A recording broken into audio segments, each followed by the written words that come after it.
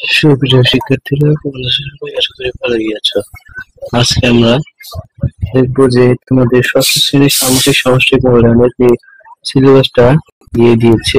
ষষ্ঠ শ্রেণী তোমরা অবশ্য পড়ো, তাহলে তোমাদের উল্লেখ আছে যে বিষয়সমূহ উল্লেখ আছে, আর ষান্মাসিক সামষ্টিক মূল্যায়নের জন্য কি কি পড়তে হবে সেটা উল্লেখ আছে। মূলত কত থেকে কত পেজ, যেটা হলো তোমাদের মূল বিষয়। তো এখানে আছে বাংলা। বাংলা তোমরা 1 থেকে 61 পর্যন্ত বললেই হবে। ইংরেজিতে তোমাদের 1 থেকে 60 পৃষ্ঠা পর্যন্ত বললেই সামগ্রিক সমষ্টিক মূল্যায়নের জন্য তা প্রযোজ্য হবে। গণিত যদি পড়ো তাহলে 1 থেকে 137 পৃষ্ঠা, কারণ গণিত বইটা অনেক মোটা, তাই তোমাদের অতিরিক্ত অনেক পড়তে হচ্ছে। বিজ্ঞান বইতে আছে 1 থেকে 43 পৃষ্ঠা পর্যন্ত, অবশ্যই অনুশীলন বইয়ের হবে, অনুসন্ধানী বইয়ের হবে। তো ইতিহাস সমাজ বিজ্ঞানের হবে 1 থেকে 73 পৃষ্ঠা।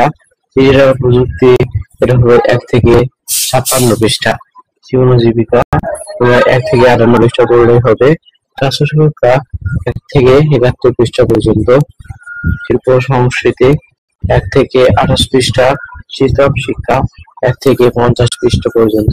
ধর্ম শিক্ষা 1 থেকে 53 পৃষ্ঠা পর্যন্ত। খ্রিস্ট ধর্ম শিক্ষা 1 থেকে 62 পৃষ্ঠা। বৌদ্ধ ধর্ম শিক্ষা 1 থেকে 53 পৃষ্ঠা। যদিও এই দুইটা ধর্ম খুব বেশি একটা নেই, তবুও যদি কেউ ফিরে দেখো, তাদের জন্য এই সিলেবাসটা আমি উল্লেখ করেছি। এটা অবশ্য সরকার থেকে প্রকাশিত হয়েছে, তাই এটা সম্পূর্ণ নির্ভুল একটা সিলেবাস। তো আমার ভিডিওগুলো ভালো লেগে থাকলে আমার চ্যানেলটা সাবস্ক্রাইব করে আমার সাথে থাকবে। ধন্যবাদ সবাইকে।